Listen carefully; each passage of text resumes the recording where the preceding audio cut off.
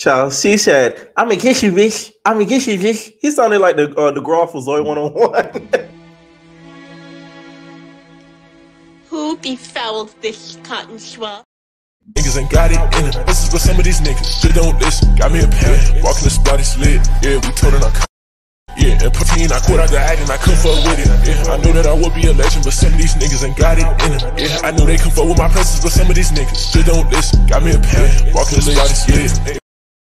All right, what is going on, entertainment? So today I'm coming to you guys with a recap of South Central Playboys. Okay, I got my LA Watts hat on, so that means I'm from Watts. Okay, make sure you guys hit that like button, hit that subscribe button. Let me know what y'all think about this video.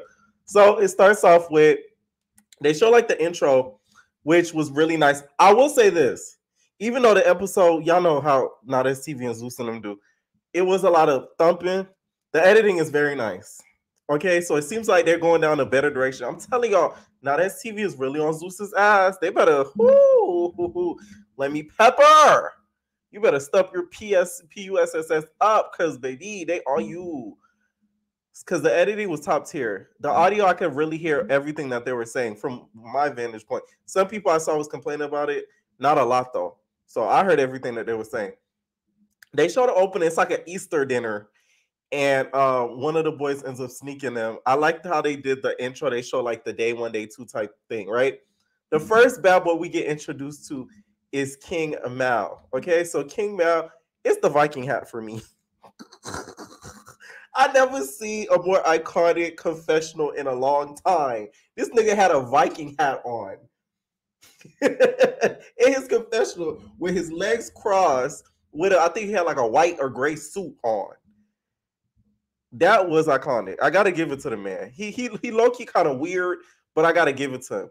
And then we get introduced to Dre Baby. Y'all know Dre Baby from Bigo. Okay, so he's my name is Dre Baby. I got 2 million followers on Bigo. And I'm just here because I'm the big clout, big followers, big stunner, and I got my Christian Louis Vuitton purse with me, right? So he had his big purse. He's walking in.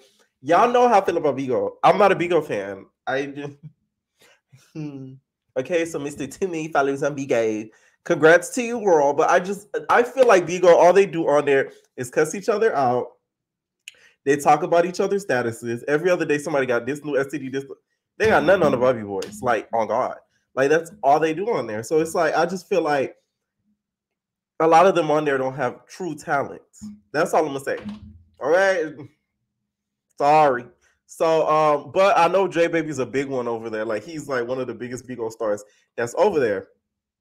So he said that he wanted to do anything. He was like, I wanted to, socialize with some of the other guys because I've never done anything like this before, especially me being on Bigo. So I wanted to, broaden my horizons, right? So he wanted to get to know people he would never get to know before, right? So he enters like the conference room. They all meet in like this big old conference room, like they kind of did with the Academy. And we see Pharaoh. So Pharaoh, I think, was a part of Big Three or has something to do with the Big Three from what I've seen a little bit on the blogs. Is his beard real or no? I need answers, entertainers. Okay, my researchers, do your researching below. I want to know, is that beard real? Because as a person with a real beard, I want to know. Because I know I could grow to his length. I just feel I would not want to. Because it's something like that. If you get the thumping girl, they're going they get the pulling. But I see some people in the comments in the app, they were saying how that the beard is made up with weave hair. So it might not be real. Because the way he reacted when they ripped it off of the guy ripped it off his, because I'm skipping over. Let me know. But let me know if the beard real. I want to know if the beard real. Okay, so when me, Anthony, and it's this Spanish boy or whatever, and they asked him, why is he a bad boy? That boy was stuttering at the confessionals, but he's like, I'm a bad boy. I'm a playboy because I'm like, if you can't say it without stuttering, you may not. I don't think you're a playboy, but he seemed nice. He was very, very quiet. We barely heard him say a peep. So meet Don. That's another playboy. He's a college basketball star who he said that he used to be a huge college basketball player, and now he's a South Central playboy. Huge accomplishment, Don. I'm playing, y'all. Because the thing is, when people stop doing sports, people don't know like exactly why. you got to understand. I know a lot of people like dudes that used to do sports. They stopped because of injuries. Like one for sure that I'm cool with. Like he stopped because he had like a bad injury, so he couldn't. He literally couldn't play no more, or else he would injure himself. So it's not like he chose to quit, but he said he got in trouble some type of way, and that's why he stopped, playing or whatever. They're all in the conference room. They're talking. Pharaoh feels some type of way because he feels like a lot of the boys have been really coming for him. So J Baby's just like, you're not cool with anybody like on the cast. Like, I feel like I'm nervous. You not nervous? Okay. I don't know. Like, I don't know if he's gonna give what he's supposed to give. Like, So J Baby's just, he's a little bit apprehensive. J Baby, you can tell he's not one to really fight. So I'm kind of scared for him this season. I don't think anybody ends up popping him, but I wouldn't be surprised. Okay. Pharaoh is just on one. He wants to, get it in with anybody that's been talking stuff in a group chat. Hey, Isaiah, Zay, what Bree call him? Fatback. Can we make the group chat a kick group chat so we could add ourselves in there so we could see all the drama before the camera start filming? Can y'all do that? Can y'all make it a kick group chat? Y'all remember kick? So you could send the links to everybody in the T pages so we could join. Can we do that or not? Let me know. Because that's my only complaint. They be drama in the group chat, but we don't know because we're not in the group chat, okay? Make it maybe a WhatsApp group chat, like the girls on the Young Famous African. They got a WhatsApp group chat, something, because a lot of drama be happening in a group chat, right? So next person we meet is, of course, Maul is talking a lot during like the first couple of scenes, right? And I just can't get over that Viking confessional hat. So Mal says that he's off limits and that he can't be touched. Basically, I guess in his contract, he's saying they can't fight him. I don't know what contract you signed, but I don't think it's the contract you signed because this is not STV. You might get touched, right? And he's saying that Pharaoh's just like, you're delusional. Like, something really wrong with you. Mal to me is so weird, but he comes across so funny to me. Like, he reminds me of somebody that I went to school with. So bad. So bad. So J Baby and Pharaoh say they can't do bunk beds. That's just not what they do. So J Baby's like, no, I'm on Bigo. Like, I make like $2 million. I got like 2 million followers. I'm on Bigo. Like, I'm not finna do bunk beds. Like, that's not what we gonna do. We're not gonna do bunk beds. Like, bunk beds? No, we're not gonna do that. Like, no. I'm on Bigo. So I'm like, y'all get a little big for y'all britches over there. Y'all are not STV. Y'all ain't even on Zeus. Okay? I'm just saying, don't be getting a little too hyphy. And from some of the little trailers that we've seen, it looks like they're gonna have bunk beds in there. Even Zeus be doing bunk beds, right? So, we meet Big Mac, y'all, and he's from Watts. Every 2 seconds, he gotta remind us he's from Watts. I know Nina over there somewhere smiling hard, baby. Nina from South Central Baddies, because she from Watts. I know she's somewhere cheesing, right? So he and Miles start to talk while he's sitting down or whatever, and he begins to ask Miles, like, why are you here? Are you from South Central? He's like, no, I'm from Philly, right? So then he was like, you don't know where Watts is? Because Miles didn't know where Watts is. He was like, you should do more research before you join South Central Playboys. Here's the thing with Isaiah. He shouldn't have put South Central before Playboys. Just put Playboys. Because people gonna be like, they're not even from South Central. When you talk about the show and you describe the show, half of the cast maybe not be from South Central because not everybody from South Central gonna want to do the show. So you should just name it Playboys or something like that, like LA Playboys or something. I don't think he should have named it South Central. It's too specific. Like, I get he did that with South Central Baddies, but like, I feel like he shouldn't have did that with the Playboys thing. So he was like, you should did your research, which I do agree with. He didn't even know that Watts is in South Central. Even I knew that. Even before the show, I knew that. Right? So Big Mac calls Philly Africa. And I'm like, that's a little ignorant. I don't know if he's saying there's a lot of Africans that live in South Philly. Let me know for the Philly entertainers. Or he was saying that like, it's like Africa, meaning like they dirty, grungy, which we know Africans are not because they're very much rich and they get money like that.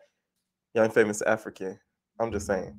Okay, so Big Mac to me seemed like he gonna be annoying because he just kept mentioning Watts. Not only that, you could tell he just thinks he's gonna be the big dog of the show. Like it's like his show, nobody else, right?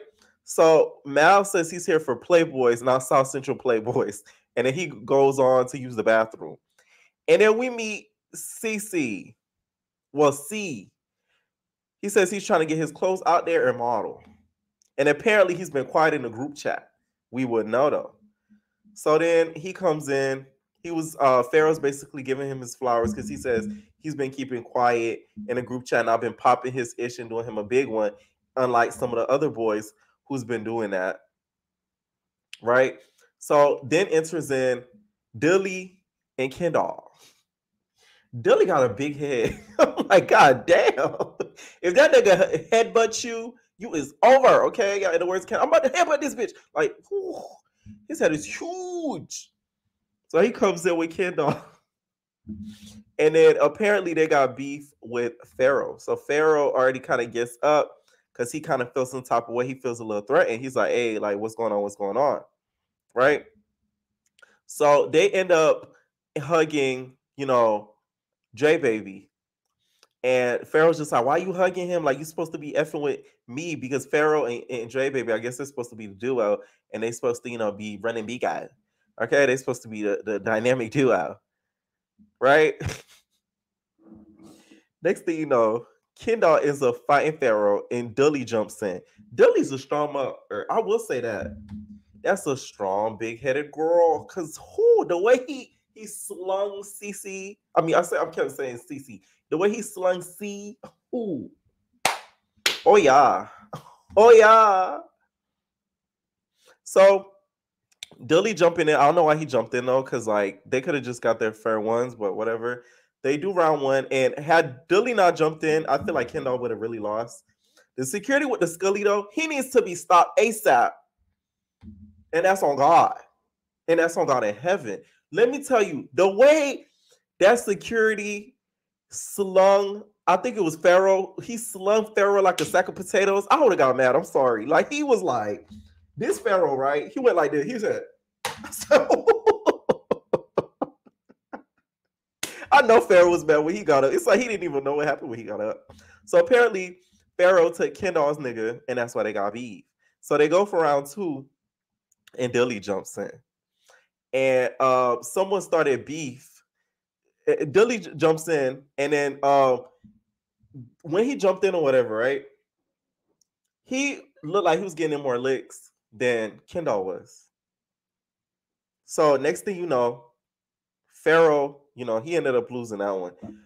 He ends up bleeding hard, which I think was really nasty because it was on Kendall's do-rag, and he was still wrapping his hair up with it. I said, if you don't wash that do-rag, Kendall, I know you got that white tape line around your head, but damn, like, you need to wash it off. Because that thing was nasty. You saw the little droplets of blood or whatever. So while that's going on, we see Dilly end up sneaking C. So this is why I say Dilly's a strong girl. Because the way he slung C like a sack of potatoes.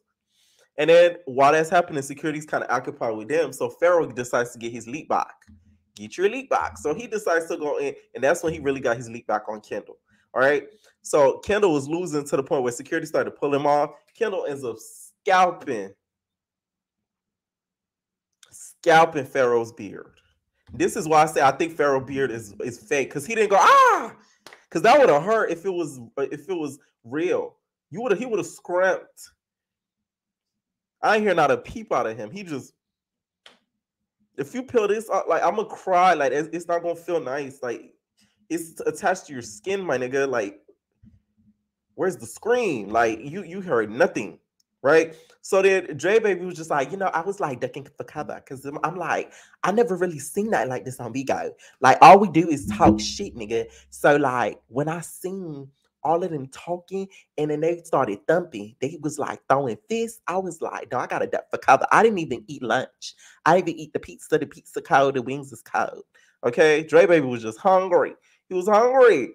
So then, see, Mind you, ain't no Dungeons and Dragons in this show.